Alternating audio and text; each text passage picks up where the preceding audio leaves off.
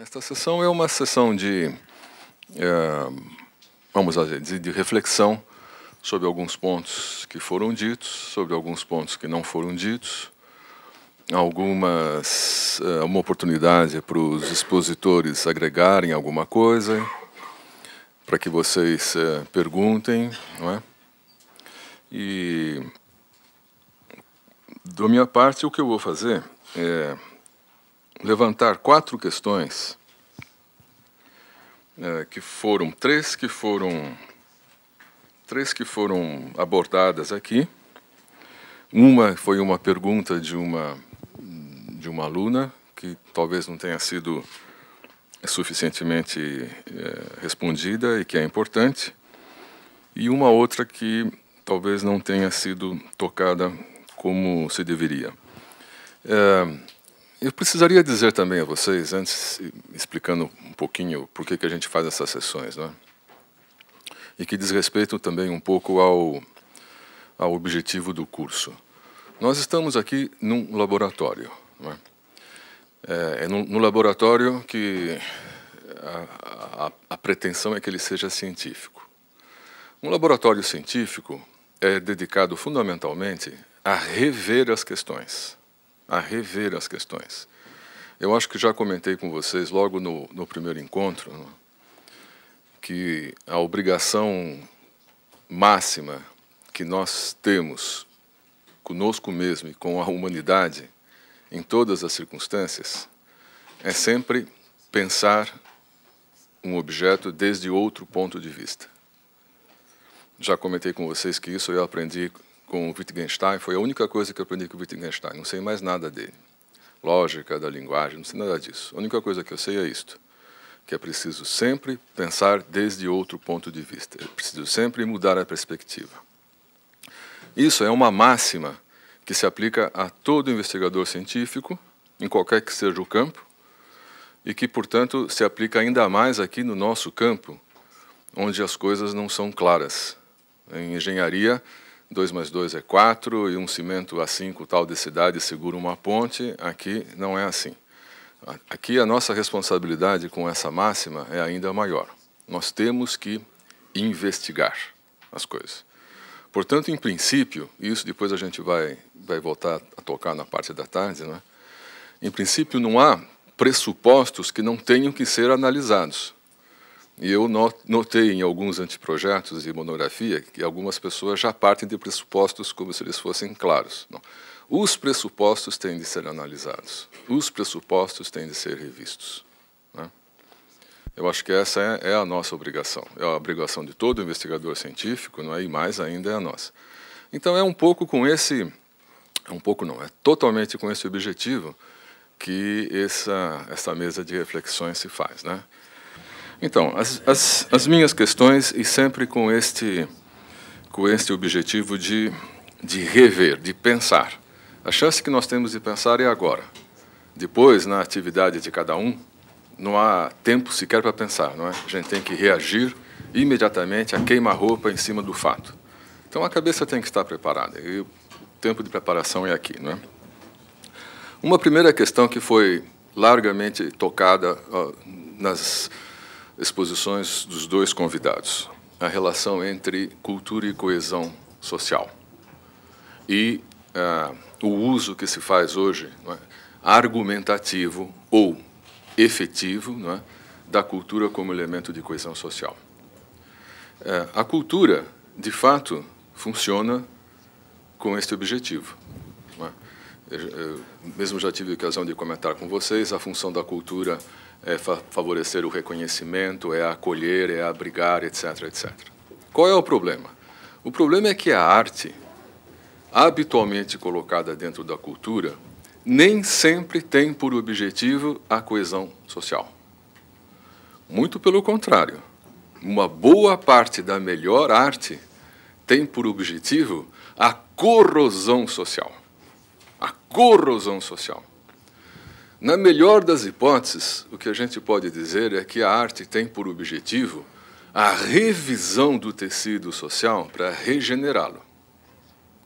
Mas, num primeiro momento, em boa parte da melhor arte, o objetivo é corroer a arte, a sociedade e as pessoas.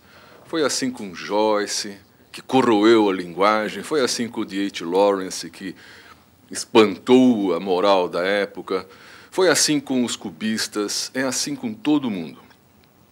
A reação, com todos os grandes artistas, a reação da sociedade, muito frequentemente, é isso, é muito lúcida. A sociedade sabe o que está acontecendo. Qual é a reação da sociedade? Vamos queimar o artista. Este artista é um perigo à sociedade. Vamos proibir que seus livros sejam lidos, vamos proibir que a sua música seja executada, por exemplo, Gilberto Gil e Caetano Veloso, na época. Vamos proibir que esta peça seja encenada, vamos proibir que esse quadro seja mostrado assim, vamos proibir que ele pense assim, e, por via das dúvidas, vamos queimá-lo em praça pública a título de exemplo. A sociedade sabe muito bem o que está em jogo. Os ditadores sabem muito bem por que eles estão proibindo certas coisas, e eles têm razão de proibir. Entenda o que eu estou dizendo. É um horror que eles proíbam, mas eles têm razão de proibir, porque eles sabem que a função da arte é corroer. Qual que é a função da sociedade culturalmente sadia? Abrir um espaço para que a arte venha corroê-la por dentro. Bom, por que eu digo isto? Porque nós temos que estabelecer uma clara distinção entre o que é cultura e o uso que se pode fazer da cultura, e o que é arte, que habitualmente é colocado dentro do rótulo da cultura inadequadamente, e o que nós podemos fazer com ela. Qual é a minha preocupação? Governos, mas não só governos, também iniciativa privada, que frequentemente promovem uma determinada forma de cultura e de arte para alcançar esta integração social, que no fundo também a coesão é um pouco isso, não é? Integrar, aplainar as diferenças, aproximar as pessoas, não é? Com um certo sentido. Historicamente, isso só resulta em desastre. Bom, coloco esse ponto para discussão, mas eu queria levantá-lo porque é de fundamental importância. A cultura coege, a cultura une, sim, essa é a função da cultura. Esta não é a função da arte.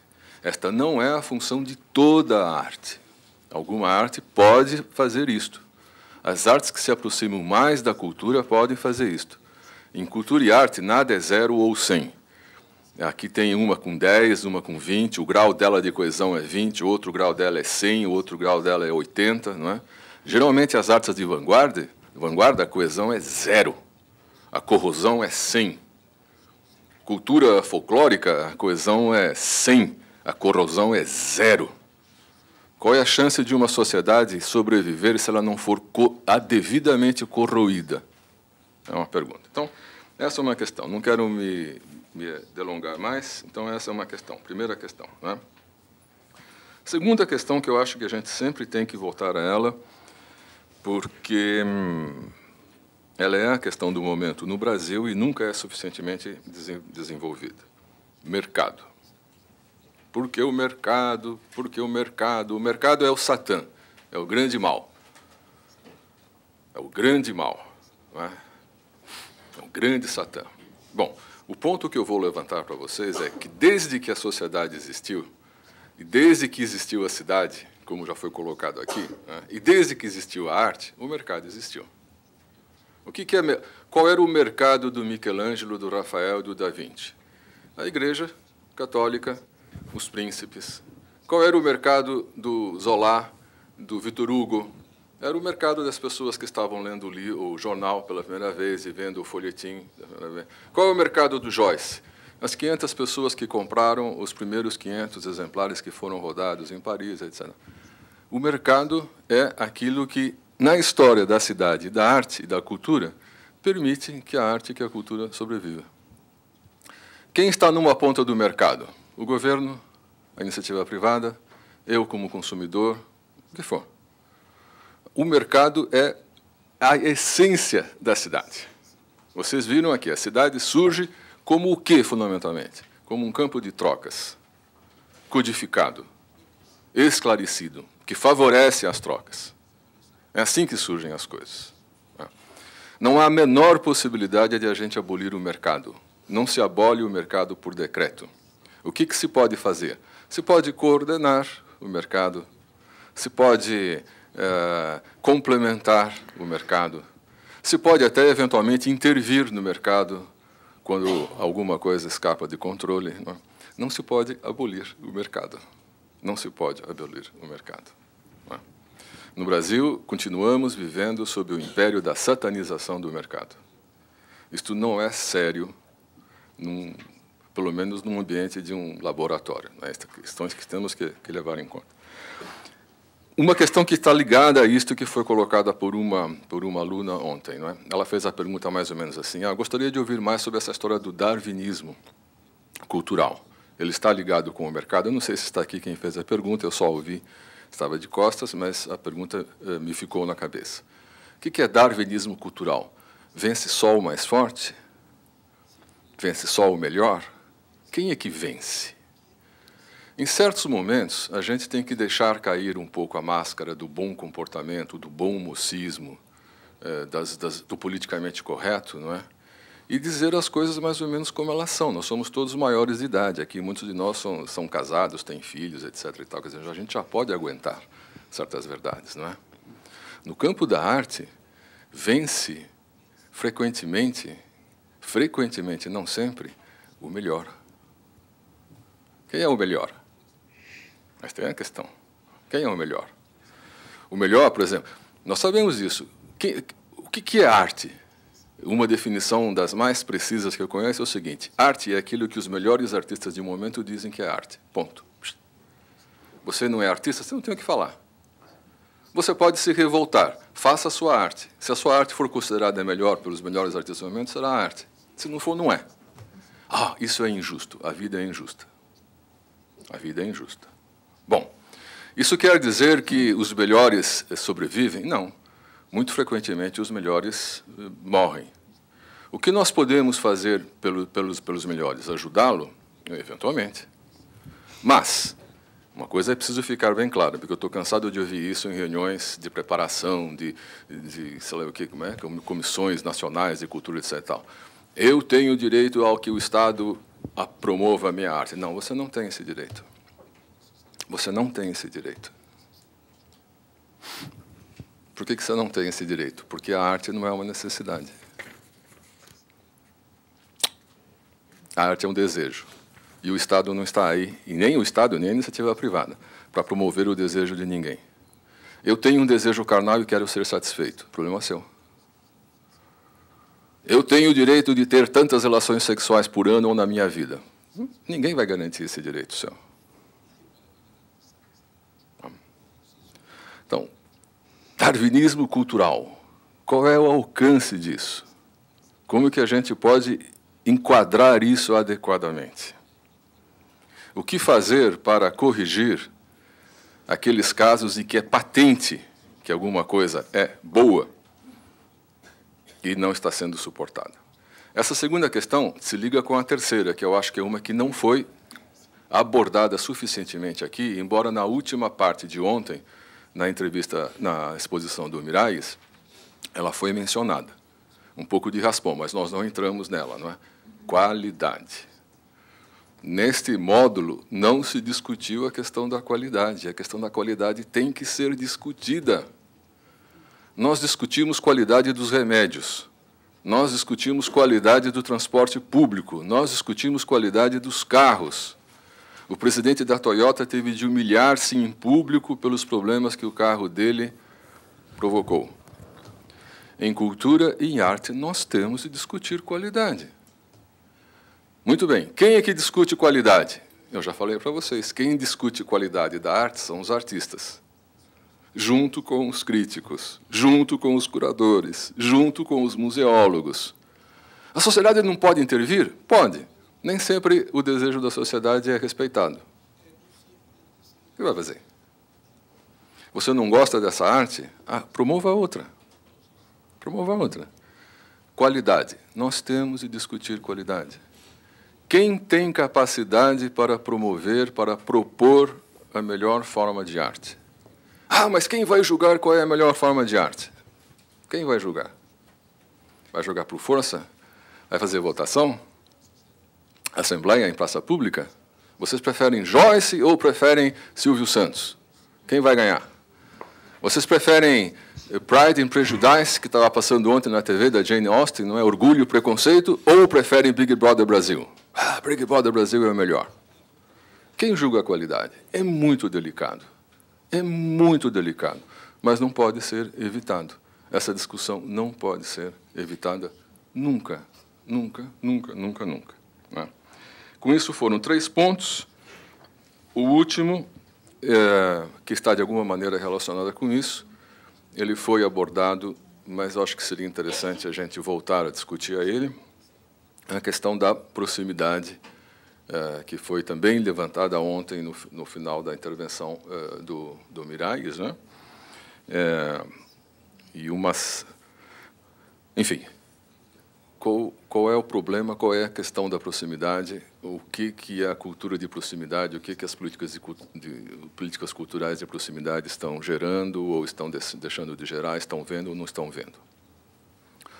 Há, de fato, um problema, e isso diz respeito ao fulcro, ao centro deste nosso terceiro módulo, né?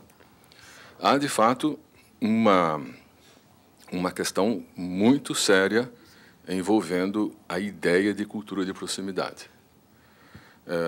Há uma tendência a se indicar que determinadas formas de cultura estão... E isso eu vi ontem aqui na intervenção de um colega, né, de um aluno, né?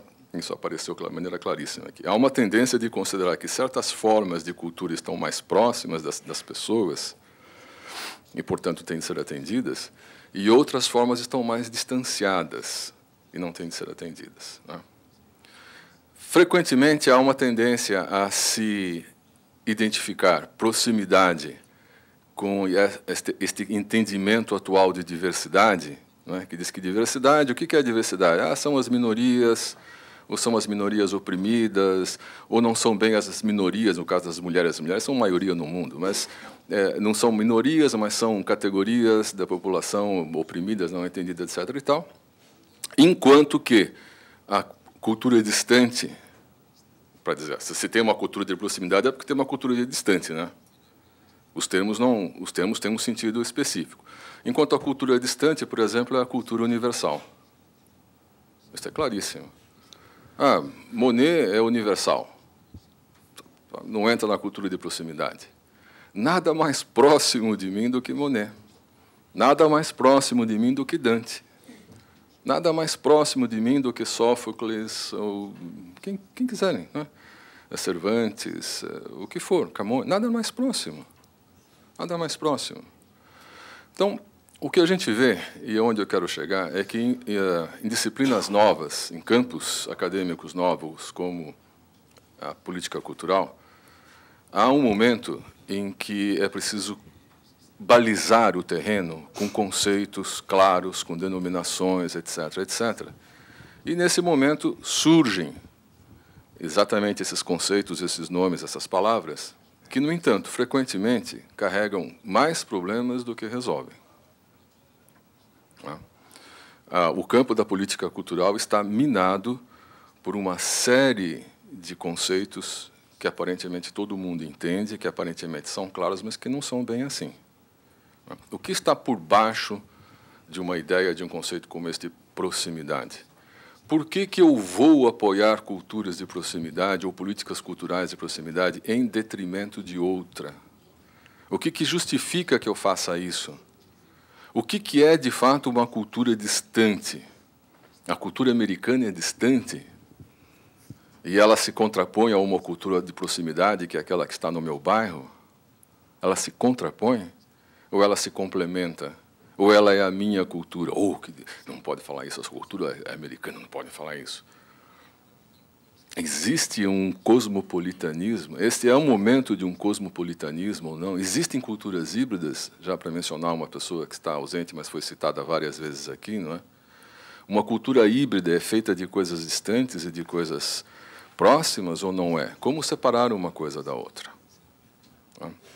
Então, como vocês veem, às vezes as minhas questões revelam um incômodo terminológico, né? Às vezes algumas dessas minhas questões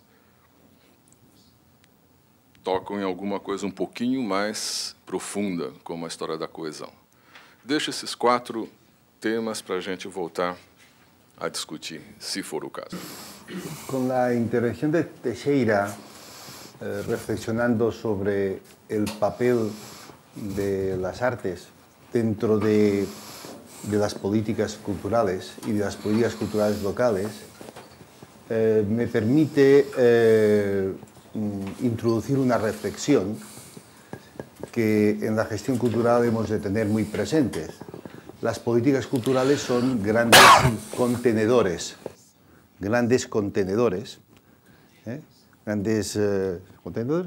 contenedores donde se pueden colocar muchas cosas, ¿no? Es decir, que el contenido de estos contenedores se puede orientar de una manera u otra. Por lo tanto, son grandes contenedores. Es decir, que las políticas culturales tienen muchas dimensiones. Si hablamos del arte, hablamos en una lógica.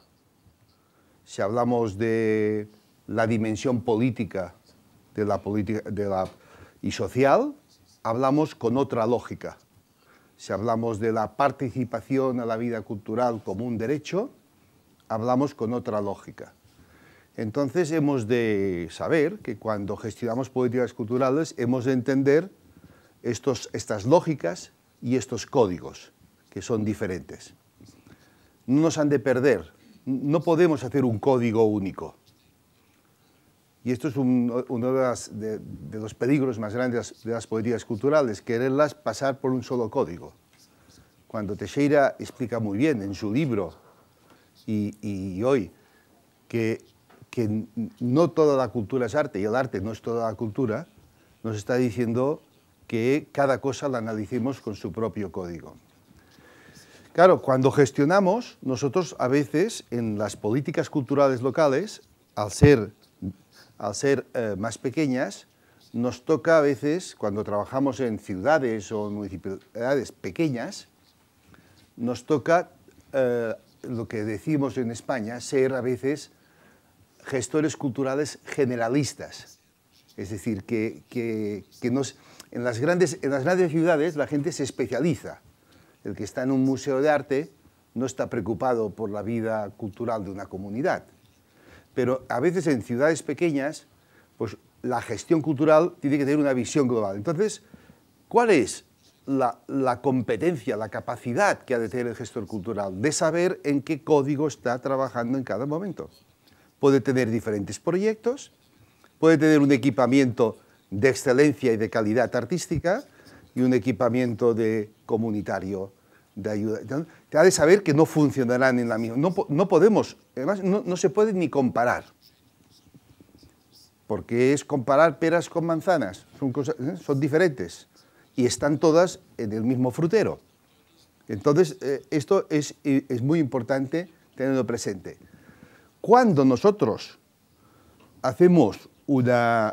creamos un conocimiento crítico sobre lo que está pasando y sobre los conceptos que se van introduciendo dentro de estos contenedores, que son conceptos, algunos de ellos, del momento, algunos de ellos de moda. De moda, y bueno, y están aquí, se pone de moda proximidad, antes le decíamos trabajo comunitario, se pone pero esto es coyuntural. Esto es del momento determinado porque a veces la política en general y hasta los organismos internacionales en general, cuando no saben resolver problemas, inventan un concepto. Se inventan un concepto. Cuando no saben resolver problemas. Porque claro, una política no es responder solamente a necesidades, sino también es responder a resolucionar problemas. Entonces envían un concepto. En mi país, no sé si aquí se usa, y se dice, hay una cosa que la política no hace, pues creamos una comisión. Comisión interministerial para la ley tal. Entonces ya está solucionado el problema. Hemos creado una comisión que no servirá de nada, pero no hemos solucionado el problema. Entonces, esto es importante porque las políticas locales tienen la proximidad como que te encuentras por la calle la gente y te dice cosas. Yo he estado 13 años dirigiendo una ciudad pequeña y la gente me dice, oye, ¿y esto qué? Te encuentras por acá. Entonces tienes que responder. Tienes que responder de alguna manera. Esta es la característica de las políticas locales. Que, bueno, no es lo mismo responder en una ciudad de 8 millones, de 2 millones, de 500.000, de 200.000, pero sí que esta idea de proximidad, una lectura de proximidad, es la proximidad entre el centro de decisión y de gestión y la ciudadanía. Está más cercana que las políticas centralistas. Eso es una característica a tener en cuenta. Y bueno, y varía, depende del tipo de ciudad, ¿no?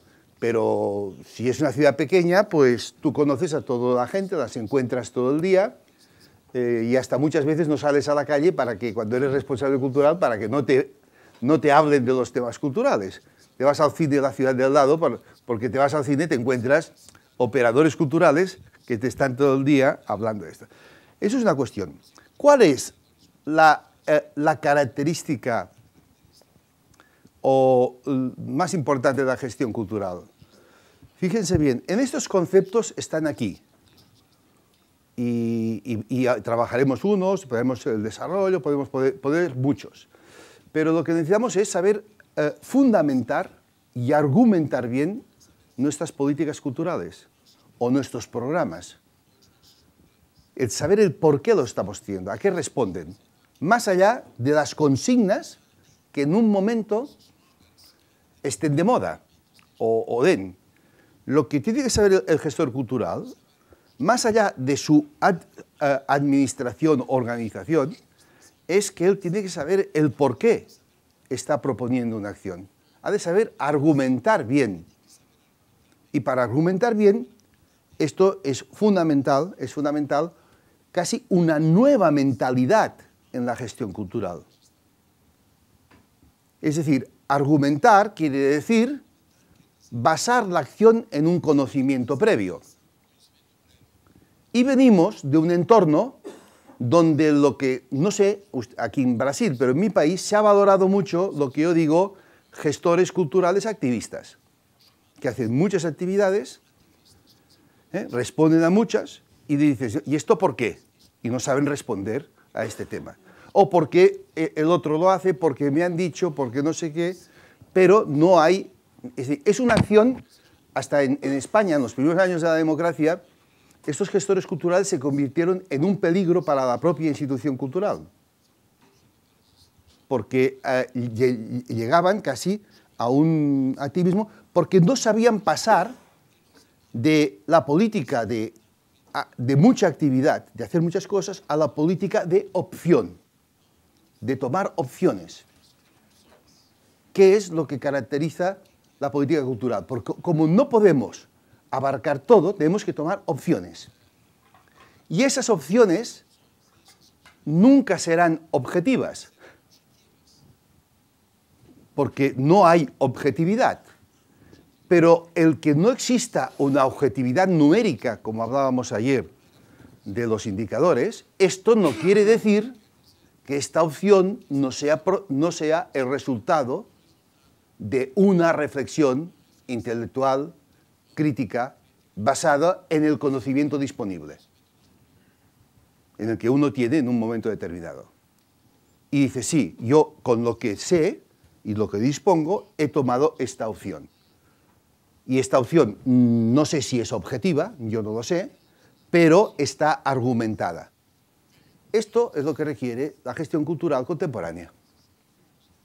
Esto es lo que requiere la gestión cultural contemporánea. No requiere únicamente buenos gerentes de los recursos económicos o buenos comunicadores de marketing, que también es una técnica necesaria, sino este es el núcleo de la gestión cultural contemporánea.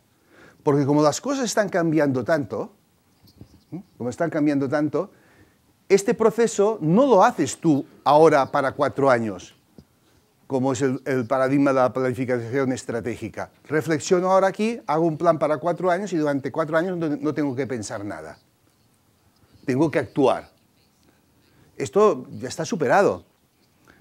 Puedo hacer un plan, pero un plan es como una hoja de ruta, ¿no? Como tener una cartografía. Ahora, ¿por dónde voy a navegar? Lo voy a decidir cada día de acuerdo con las circunstancias.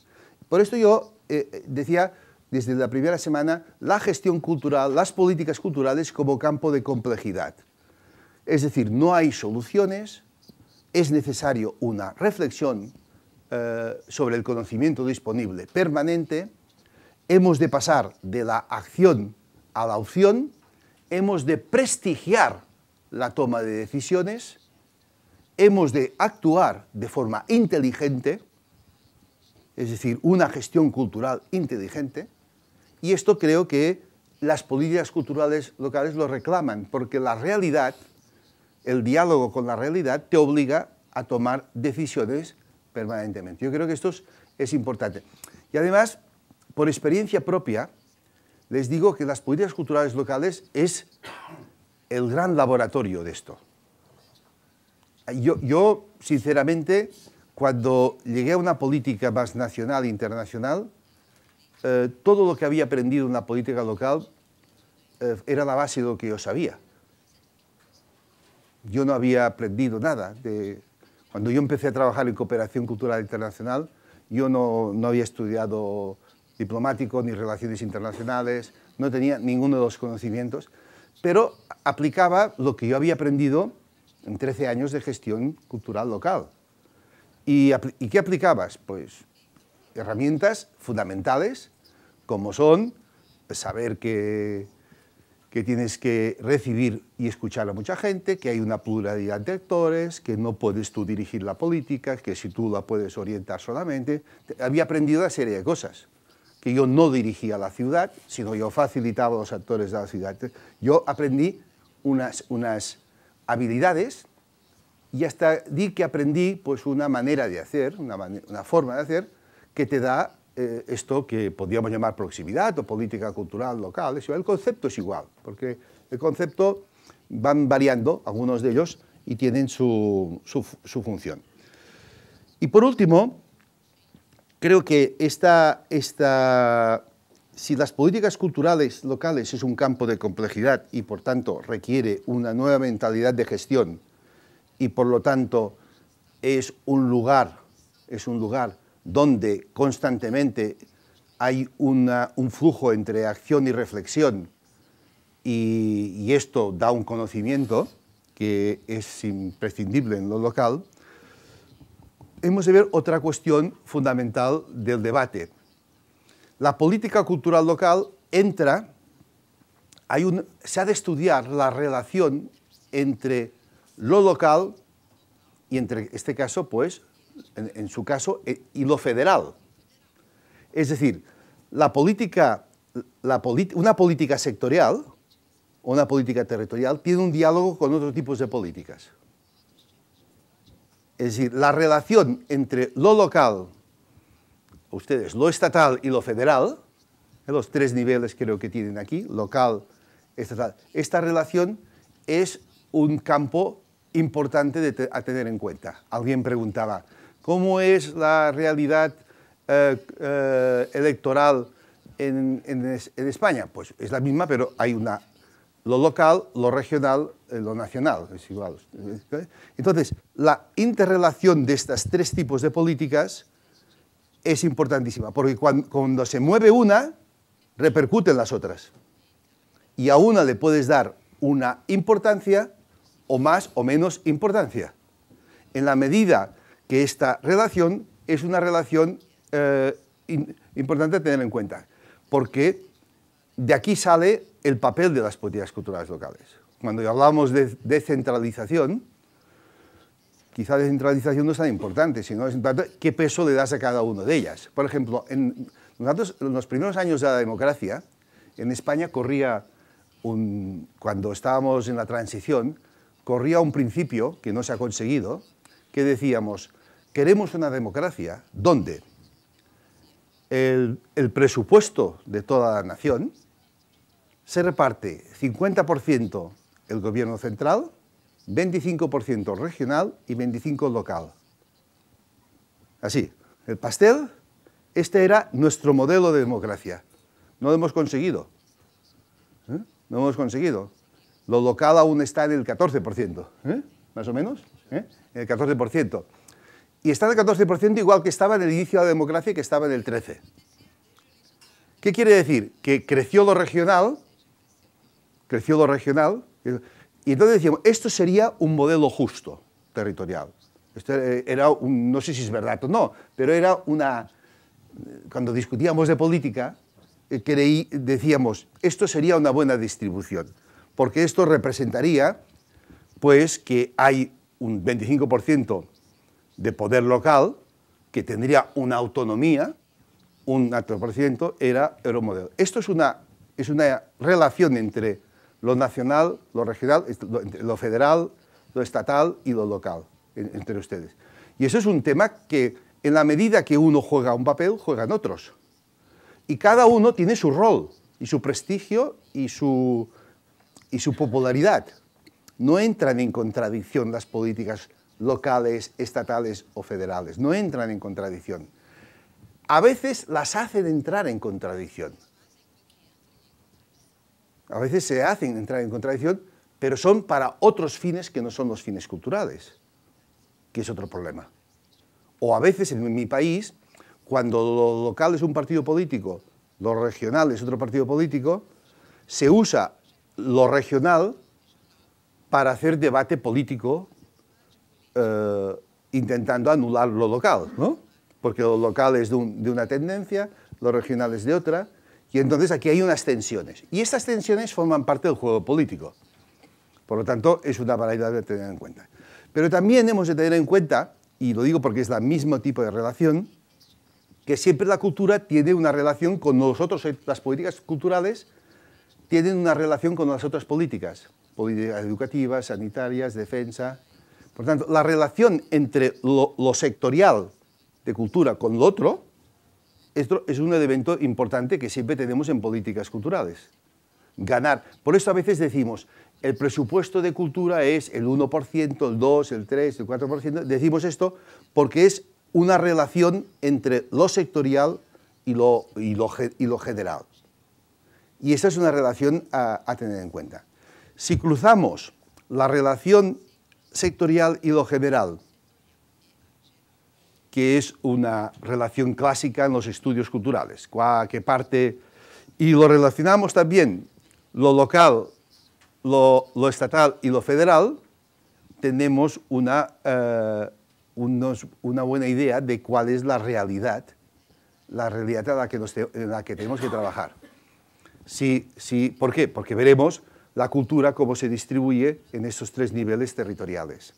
El nivel más de administración más cercana al ciudadano, que es el local, y el nivel más lejano al ciudadano, que es la federal, que es la que tiene una visión, diríamos, de la cultura, pues, diríamos, más a una escala diferente que la otra. Yo creo que la gestión cultural tiene que trabajar con esto. Y a estos fenómenos les podemos poner diferentes nombres. Depende del entorno. Quizá aquí en Brasil no se hablará de un concepto y se hablará de otro, pero bueno, a la larga son los mismos hechos, con nombres diferentes, que nos permiten ir situando este tema y entendiendo la complejidad de la gestión cultural, donde las decisiones no son fáciles y donde la relación entre sectores siempre son relaciones diferentes y difíciles, y por tanto con códigos diferentes. Y esto yo creo que es importante tenerlo en cuenta, porque cuando hacemos algunas afirmaciones tendríamos que decir en clave de qué código lo estamos haciendo, ¿no? Y a veces en cultura no se precisa lo suficientemente. Y yo creo que a veces, cuando esto no es suficientemente preciso, confundimos a los otros sectores. Podemos confundir, sin mala intención, ¿no? Pero a veces, porque defendiendo la cultura solamente por defenderla, sino defenderla con argumentos y fundamentando bien las opciones para que el otro sector lo pueda entender. Yo creo que esto es un tema importante. Y el otro sector, o lo local, en relación a lo estatal y lo federal, es un diálogo en donde los argumentos han de ser una herramienta importante del debate cultural. Es decir, no puede haber políticas culturales democráticas y plurales, no puede haber un contexto de libertad cultural y plural si no hay debate en las políticas culturales. Las políticas culturales no son ciencias exactas y requieren constantemente, porque siempre están en tensión, requieren debate porque siempre están en tensión. Y esta tensión es lo que a veces, en algunos momentos, se quiere diluir. Y yo creo que esto es importante. Entre lo local y lo estatal y lo federal siempre habrá tensión. Nunca habrá armonía y siempre habrá tensión.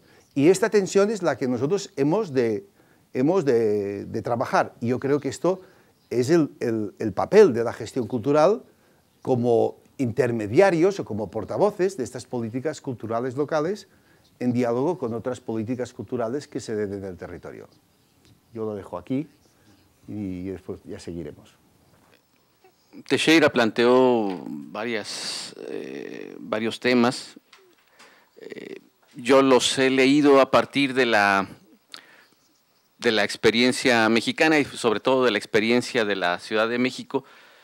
Y no tengo una clara respuesta, pero sí creo que me han surgido preguntas sobre estos temas que nos ha puesto enfrente.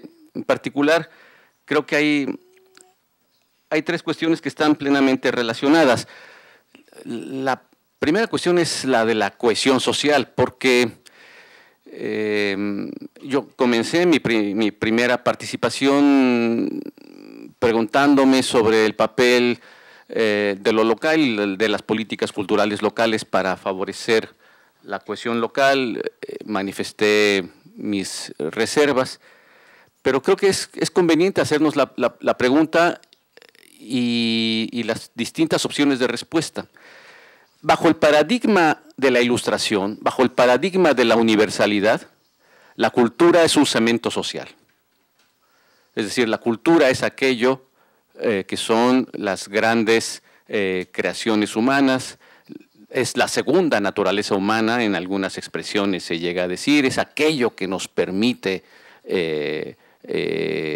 diferenciarnos de otras especies, es aquello que nos ha permitido alcanzar el estado de desarrollo que tiene nuestra especie.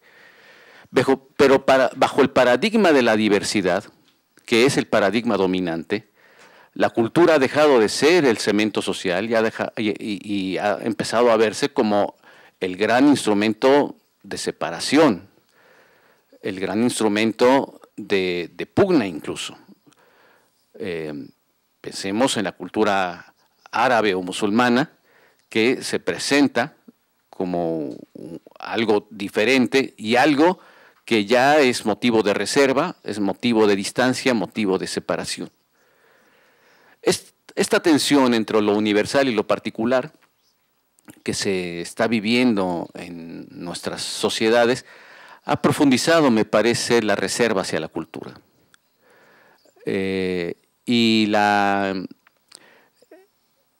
pregunta es cómo se va traduciendo en nuestras sociedades bajo la idea de utilizar la cultura como instrumento de cohesión social.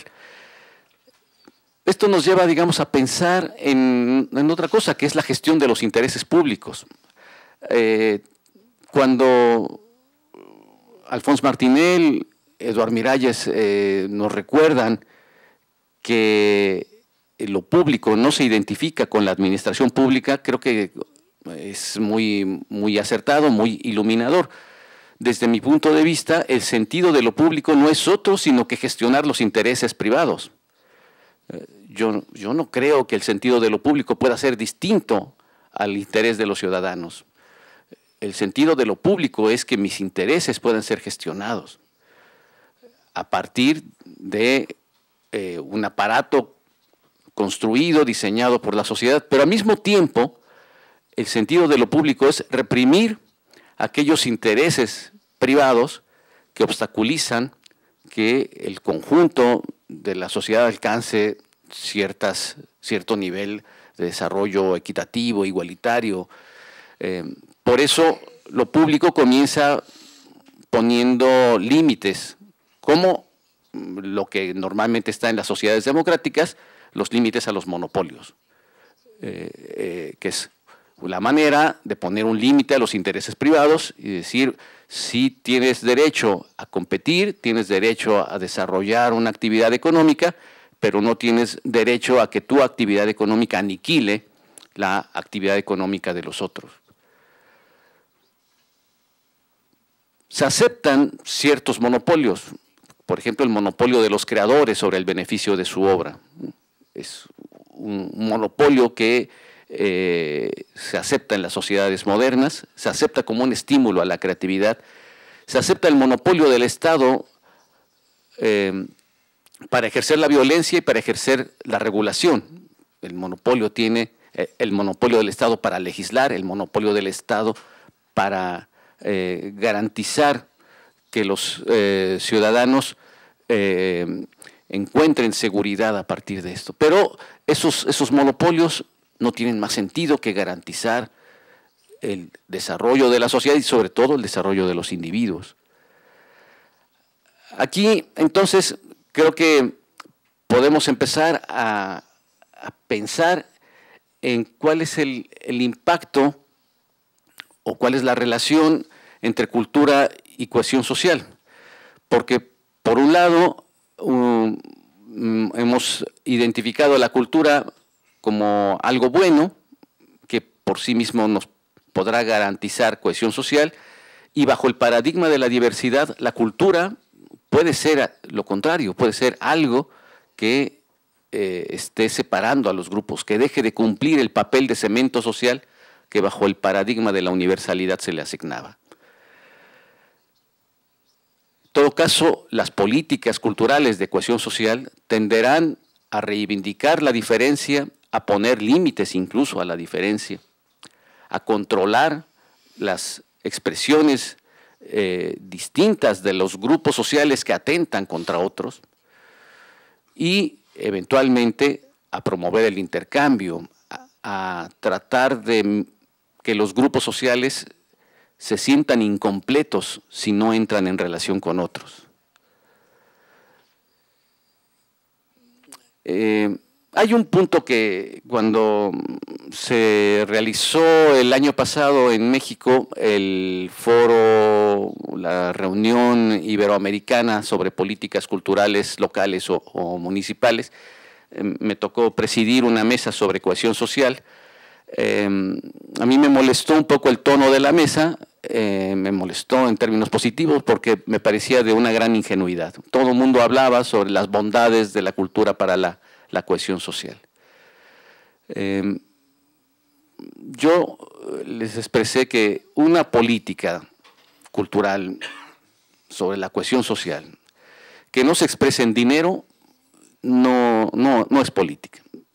Y que si queremos que las políticas culturales se traduzcan en un fomento de la cohesión social, habrá que exigir a los estados que traduzcan ese interés en dinero.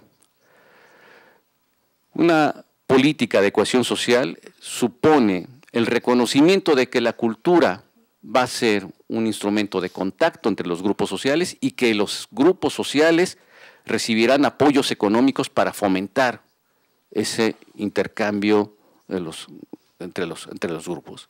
Si no hay esa voluntad de los estados en traducir en recursos económicos las políticas de cohesión social, yo creo que es un discurso vacío.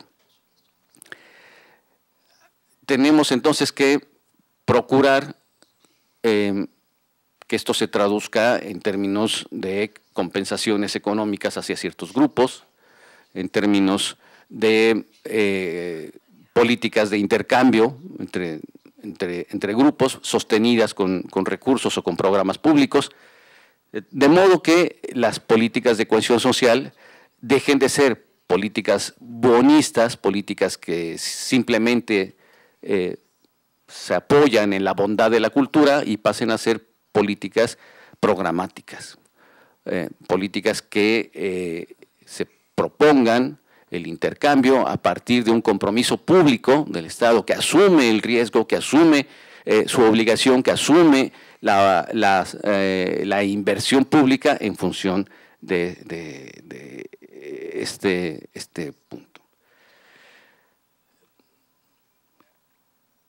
Hay, me parece, otro tema que es el tema de la proximidad, que yo lo miro de una manera especial para la Ciudad de México, que es una ciudad capital. Si ustedes abren un periódico de la Ciudad de México y observan la cartelera, la oferta pública de cultura, sobre todo la oferta desarrollada por los aparatos públicos de cultura, si hicieran un recuento, más o menos el 80% de la oferta pública de cultura, no de la oferta privada, solo de la oferta pública de cultura, más o menos el 80% correspondería a lo que sería el Ministerio Nacional, al CONACULTA, o correspondería a la Universidad Nacional, a la UNAM.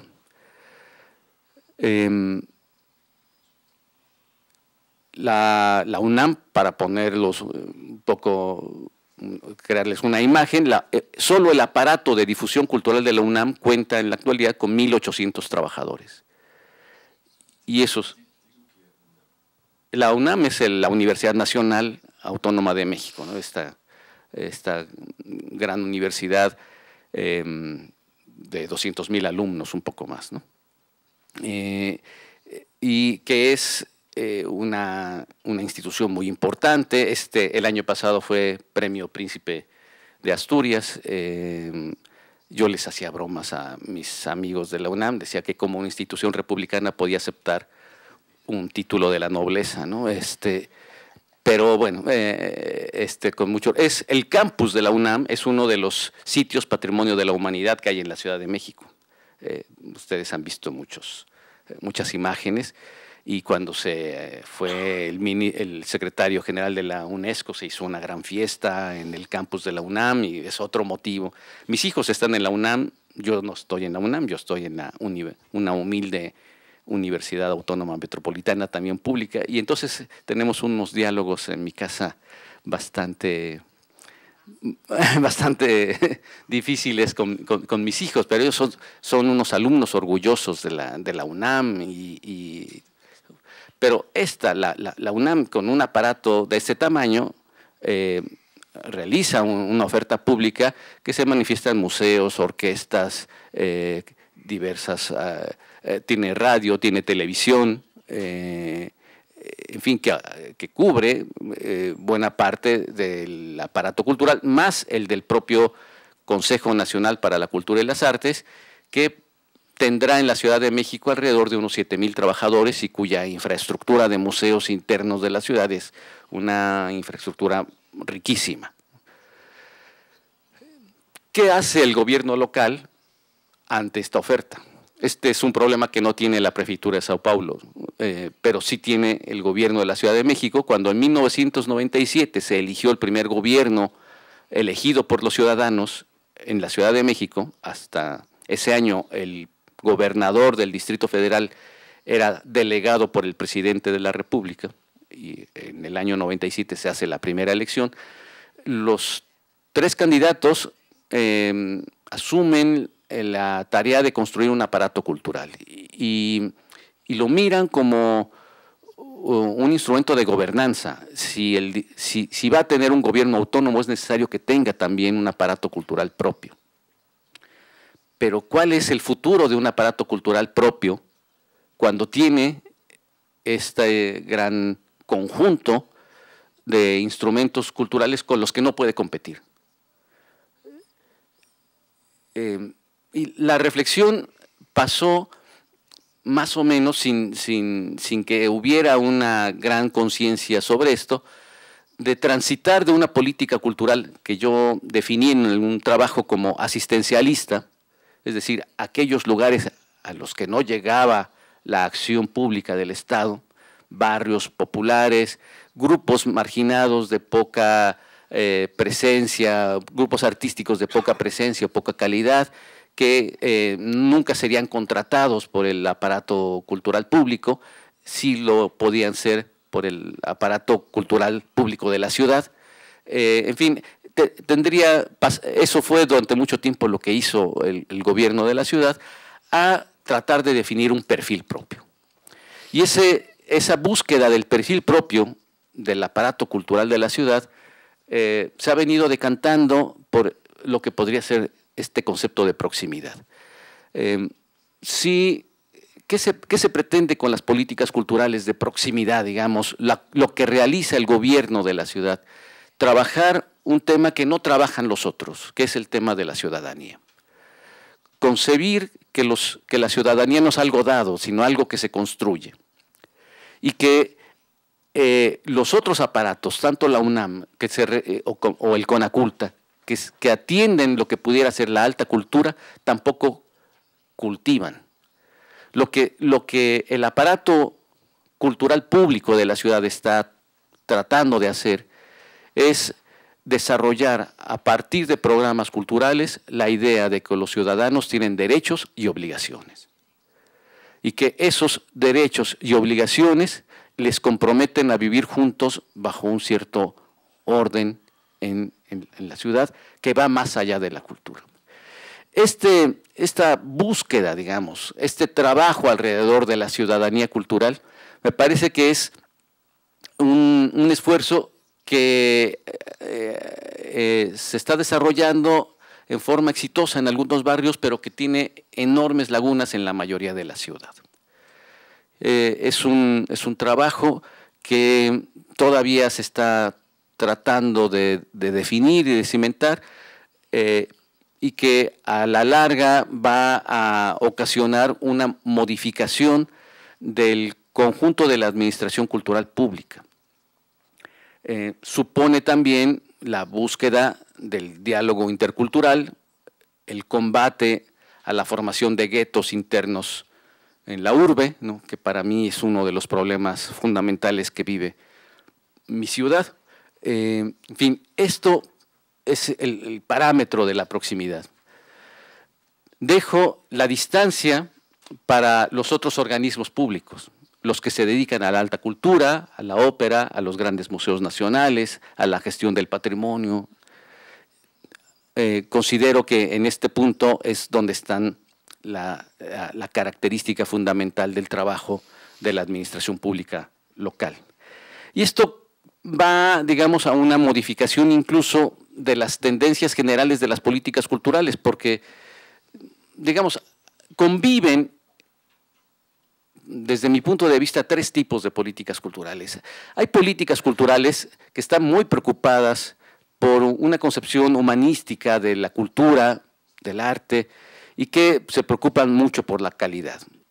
Los fondos de cultura, por ejemplo, están diseñados sobre esta idea, sobre la idea de la calidad artística, sobre la idea de la evaluación del arte, y hay fondos culturales nacionales, estatales, que funcionan bajo este paradigma. Es un paradigma incluso que intenta defender la universalidad del arte, la ruptura de las fronteras, participar más allá, digamos, de los espacios administrativos. En fin, hay esta concepción y hay aparatos públicos que trabajan bajo esta línea.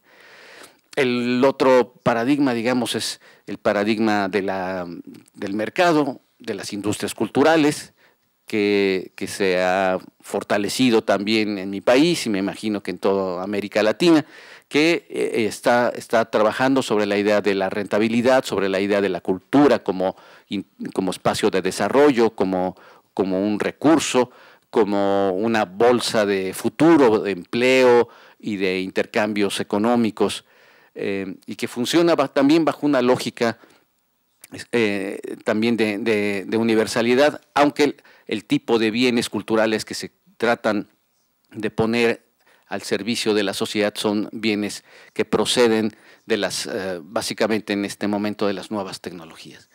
Y hay otro paradigma que se desarrolló mucho en mi país, que fue el paradigma de la cultura como instrumento de bienestar.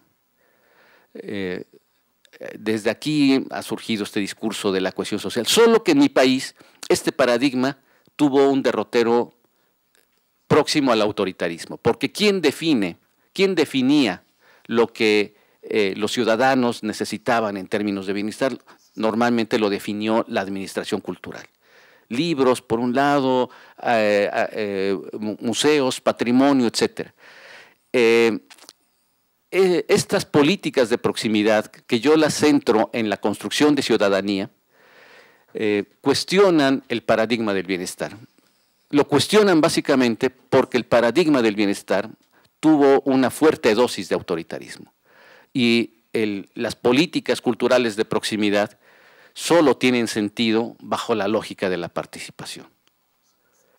Los modelos tradicionales de gestión de la cultura en la ciudad, por ejemplo, los programas de fomento cultural, ocurren a partir de convocatorias en las cuales los grupos artísticos entregan su currículum, entregan su propuesta, una comisión de expertos los evalúa y reciben eventualmente unos recursos. Se hizo un estudio sobre qué ocurría con estos grupos, sobre todo la pregunta que se hacía es si los grupos entraban en relación unos con otros. Y lo que se observó es que de 100 o 200 apoyos entregados, muy escasos grupos, en muy escasa proporción, los grupos culturales entraban en contacto entre sí. Más bien, lo que estaba desarrollándose es una red tipo estrella, un centro donde estaba la administración pública o el fondo público de la ciudad y un conjunto de rayos que eran los distintos grupos que no entraban en contacto entre sí. A la larga, ¿cuál sería la consecuencia futuro de este sistema? ¿Qué se podía esperar de incrementar los recursos del fondo para que hubiera más grupos beneficiados? La duda, la observación, la preocupación que surgió es que se estaba incrementando la dependencia de los grupos culturales con respecto a la administración cultural y no estaba siendo fortalecido un sistema cultural que permitiera entrar en relación, en contacto al resto de los grupos culturales. Y la propuesta de políticas culturales en red, que es una definición que ha tomado la ciudad, parte de la idea de que los recursos son escasos y posiblemente lo sean más en el futuro, de que no tiene sentido, ¿no?, políticas de convocatorias que terminen en promover la dependencia de los grupos artísticos con respecto a las convocatorias. Que la inversión pública en cultura tiene sentido para fomentar la creatividad, pero para también fomentar el intercambio entre los propios grupos y fortalecer las dinámicas, las sinergias, los contactos entre los grupos culturales. Entonces, se está evaluando la forma de hacer convocatorias. De tal manera que lo que se busca no es únicamente que los grupos presenten proyectos culturales o artísticos, sino que los grupos presenten proyectos para entrar en relación con otros grupos, como una condición básica para que reciban los recursos que la administración les puede dar. A la larga, lo que se quiere poner en juego es que los recursos van a ser por muy escasas, por muy pocas ocasiones, y que el contacto que los grupos logren tener entre ellos sea la principal riqueza, el principal capital, ¿no?, que van a poder ellos, del cual van a poder ellos disponer. Una manera, digamos, de trabajar nueva en la ciudad, que supone, pensamos, una profundización de la participación y de la democracia, una visión más dinámica de la creatividad a partir de el generar relaciones entre los grupos artísticos. Esto nos lleva a un tema que está presente, que es el tema de la evaluación. El diseño y ejecución de políticas culturales supone momentos distintos y la intervención de elementos distintos, porque hay momentos sumamente racionales. La planeación no es otra cosa que la aplicación de una lógica racional al desarrollo. La definición de objetivos y de la definición de pasos o instrumentos para poder alcanzar esos objetivos. Y eso es irrenunciable. Bajo la modernidad, que es un momento en el que hemos decidido vivir iluminados por la razón, el proponer objetivos racionales y metas para poder alcanzarlas es parte de nuestra concepción misma de la modernidad, a la cual la cultura también está sujeta. Hay que establecer objetivos racionales y metas racionales.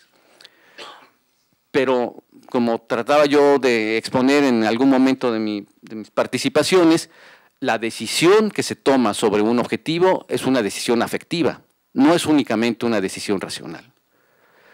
Y por lo tanto necesitamos mover voluntades en esos términos, es decir, hacer deseable un objetivo, enamorar a una comunidad para un objetivo, de lo contrario no se puede modificar, no se puede movilizar una comunidad para lograr un objetivo.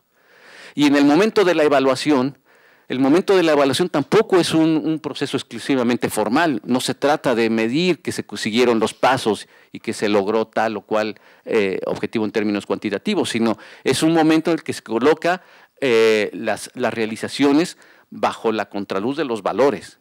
Y se dice, esto que se hizo tiene sentido porque hemos desarrollado esto. Yo puse 3 valores: el valor de la universalidad, ¿no?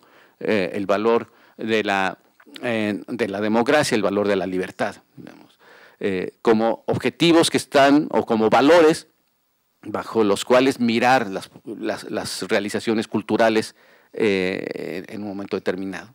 Pero entiendo que esto también puede ser muy grande. Hay que tal vez traducirlo aquí. Esto me lleva a cuestionar, yo soy asesor de un programa en formación de funcionarios públicos de mi ciudad, y el modelo que tenemos es el modelo de las políticas de desarrollo social. Es relativamente fácil definir las necesidades de desarrollo social, aunque también son inventadas. La nutrición, los parámetros de educación, etcétera. Pero hay políticas más o menos fáciles de definir. Por ejemplo, una política que está siguiendo mi ciudad es darles una beca a todos los estudiantes de secundaria y bachillerato que están en el sector de la educación pública. Son 350,000 muchachos que reciben un ingreso mensual bajo la condición, se dice, de permanecer en la escuela, cosa que no se evalúa. Muy probablemente reciban el dinero y no permanezcan en la escuela. Según los criterios que se han seguido para definir que el dinero público se destine a eso, es que es importante mantener a los jóvenes protegidos en el ámbito escolar, en lugar de expuestos en el ámbito de la calle. Y por lo tanto, hay que estimular que se queden en la escuela bajo este principio. Bueno, es una definición muy racional si se quiere. Puede partir de criterios objetivos, pero yo no veo la manera, como se ha discutido en estos 3 días, de definir objetivos culturales con la misma facilidad y luego de evaluarlos. Este es un problema. Entonces, los alumnos que están tomando este posgrado están estudiando un manual de un gran especialista en políticas públicas, que es un autor argentino que vive en Chile, Cohen. Lo están evaluando, un alumno de Cohen está dando el curso, pero están entrando en colisión a la hora de definir los objetivos y a la hora de definir los criterios de evaluación. Es un problema que ellos lo viven de una manera muy inquieta y que yo no tengo tampoco una respuesta. Estamos con un equipo de colegas tratando de traducir un manual de políticas públicas al ambiente de la cultura, y nos está costando un gran trabajo, no estamos llenando todos los vacíos. Pero a final de cuentas, creo que este círculo de la planeación cultural, que me parece que es irrenunciable, que hay que colocarla, hay que exigirla, ¿no? Es decir, en el sentido que hay que pedir objetivos públicos racionales y metas para lograrlo, es un círculo en el cual se intervienen afectividades, intervienen valores y que es algo que va más allá de lo formal. Yo creo que en los debates que nosotros hacemos en México, en los debates que creo que se están haciendo en América Latina, hay un número de esta revista virtual en políticas culturales que tiene la Universidad de Bahía, que está dedicado a la planeación cultural. Creo, una de las asignaturas más importantes en general de las políticas culturales de la región. Veo lo que se hace en España, me gusta mucho la sinceridad con que nos dicen, todavía no es un manual de evaluación, es una construcción de indicadores, por ejemplo. Estamos tratando también de resolver nuestras dudas. Bueno, en ese mismo tenor creo que en México, en América Latina, nos estamos moviendo. Cuatro notas breves sobre cosas que se han dicho y se han propuesto. La primera sobre las nociones, sobre los conceptos. Bueno, yo en mi primera reencarnación, o en la única que recuerdo, fui lingüista, o filólogo / lingüista. Entonces, comparto la importancia de lo que decía Teixeira, de cambiar de perspectiva y mirar las cuestiones siempre desde otros puntos de vista. En este sentido, y en la línea de lo que discutíamos ayer, yo tengo que reiterar que hay cosas que entiendo y otras que no entiendo. Es decir, yo sé muy bien lo que significa exclusión y creo que puedo definir lo que quiere decir inclusión y hablar de la lucha contra la exclusión y hablar de las estrategias de inclusión. Pero me resulta tremendamente complicado definir qué es la cohesión social. Probablemente se trate de un problema congénito, estructural, un defecto de fábrica, y empiezo a ser mayor para que me devuelvan al origen, pero creo que sí es cierto que hay conceptos que, pese a la moda y a la facilidad con los que se instalan en el discurso, en especial en el discurso de la política cultural, y todo aquello de lo que sucede cuando viajan, ya hablamos de ello ayer, son conceptos complejos y que hay que manejar, como ya decíamos, pues con cuidado, ¿no? Con mucho cuidado. Una segunda reflexión sobre los conceptos también. Miren, hay un libro, yo creo que un libro del año 1985, justo ese momento es cuando yo pasé de mi primera reencarnación a la segunda, que es la actual, de un sociólogo de mi país, catalán, Salvador Giner, o Giner, según se pronuncia en catalán o en castellano, cuyo título es Comunión, Dominio, Innovación, y el subtítulo es Por una teoría de la cultura. Es un libro que en su día yo creo que fue importante y a mí, en ese cambio de piel, de un oficio a otro, me impactó y me sirvió. Y yo creo que es un libro que nos enseña que a veces las cosas pueden tener varios significados a la vez y que esos significados pueden ser no solo distintos, sino incluso contradictorios. La tesis fundamental de este libro de Salvador Giner es que la cultura es a la vez comunión, es decir, ese espacio colectivo donde nos reconocemos, es dominio, es decir, es una de las maneras, sutiles o no, donde el ejercicio del poder se expresa con contundencia, y es innovación, es decir, en la cultura se cuestiona lo establecido y se imaginan nuevos escenarios y nuevos mundos. Comunión, dominio e innovación probablemente son tres cuestiones en conflicto, pero los conceptos pueden significar, como digo, no solo cosas distintas, sino cosas contradictorias. Tercera nota,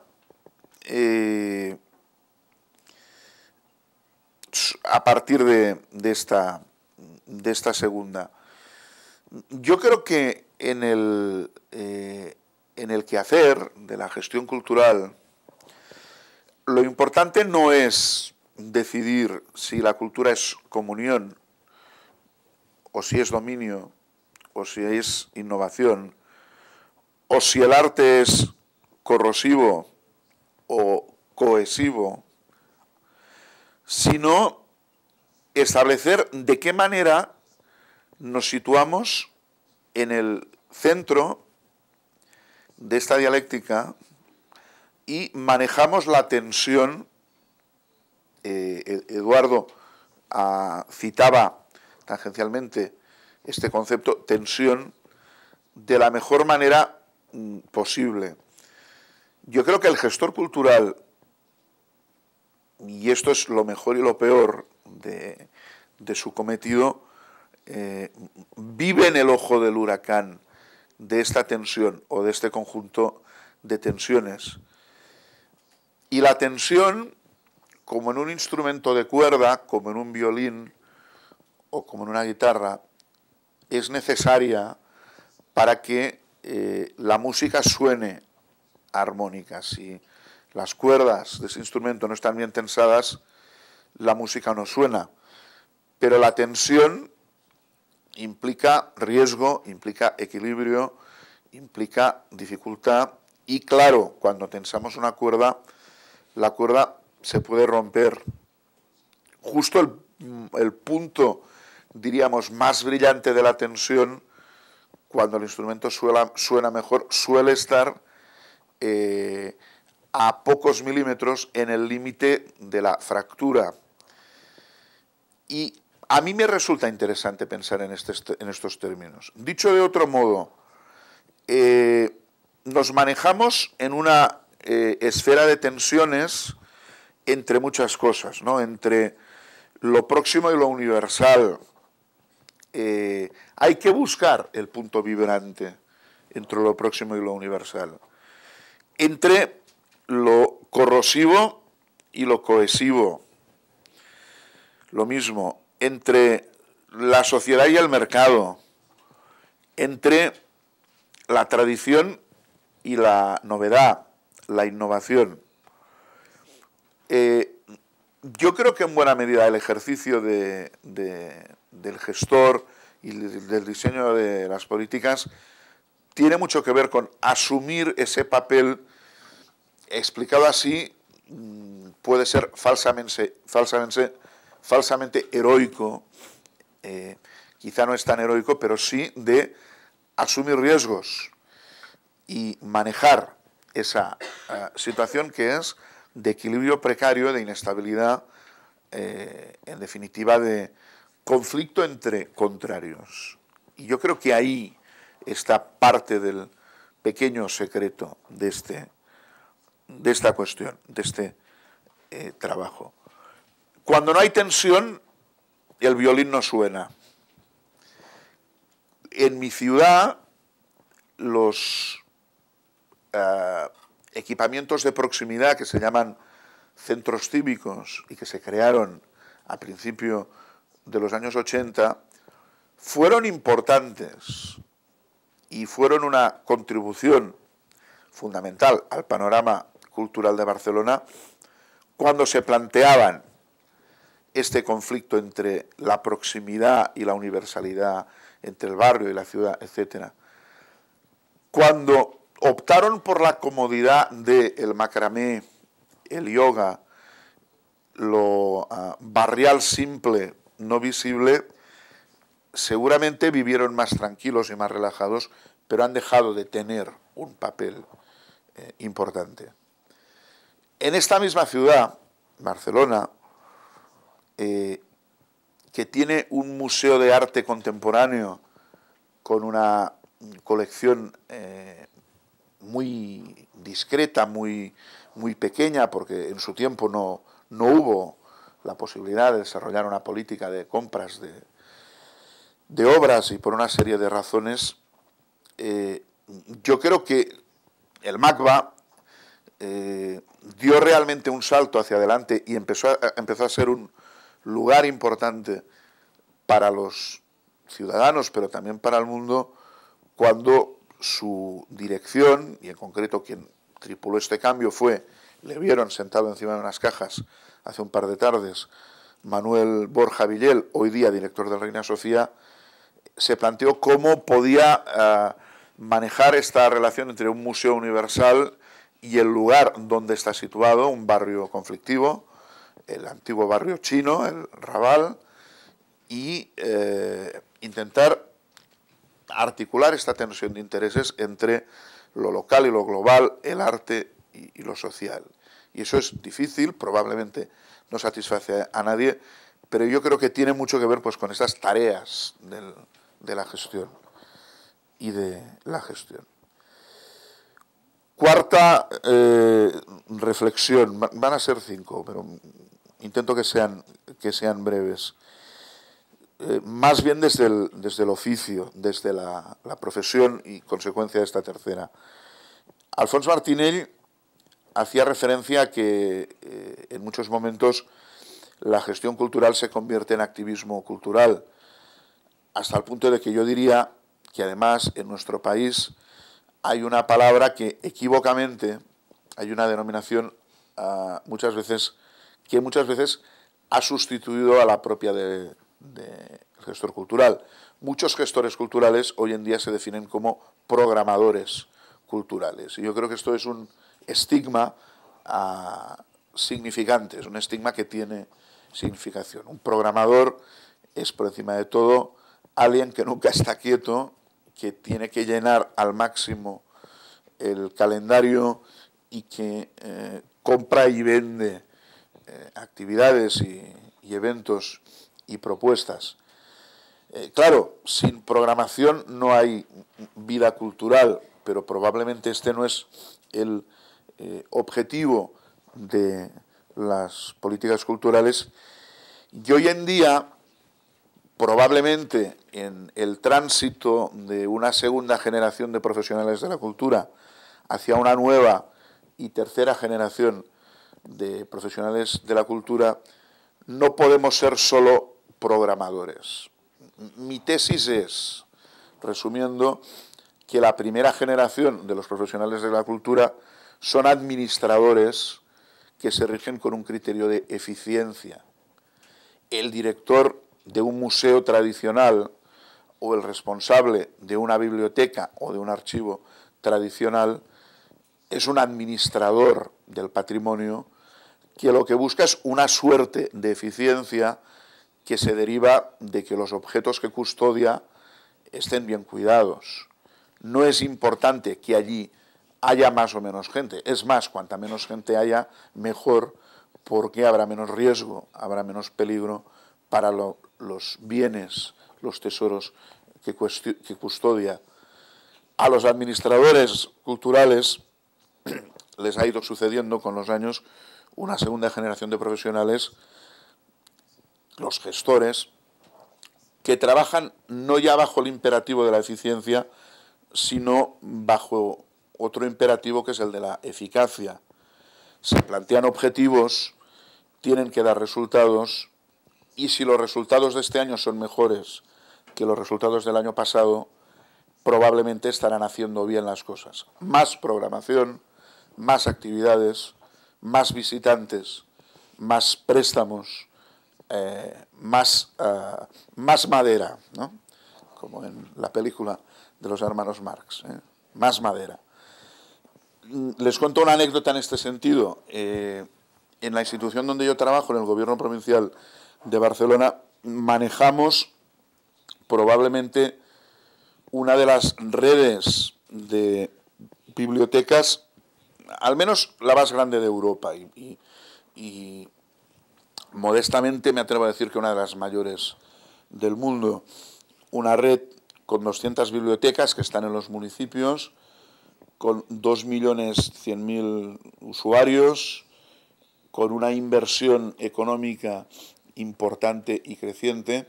Y cada año, y esto sucedió en este año, la semana pasada, hay una rueda de prensa en la que se dan resultados. Y además, el título de la convocatoria es Resultados 2000, en este caso, resultados 2009. En febrero del 2010 se dan cuenta de los resultados 2009. Es casi imposible escaparse del paradigma de la eficacia incrementalista. Resulta tremendamente complejo que mis colegas y superiores entiendan que hoy pasar de 2 millones de usuarios a 2.100.000 o de X préstamos a X más N préstamos o de 200 bibliotecas a 205 no es suficiente.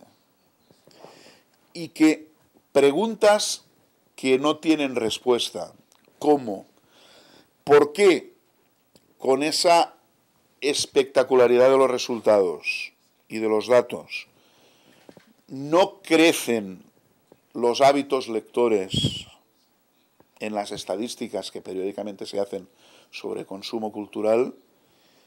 Son preguntas que hay que situar en el centro de una nueva transformación que ya no tiene tanto que ver con crecer como con buscar otro tipo de impactos. Las bibliotecas son un buen ejemplo de cómo en pocos años han pasado de la administración a la gestión y de la eficiencia a la eficacia, de cuidar libros a mover gente.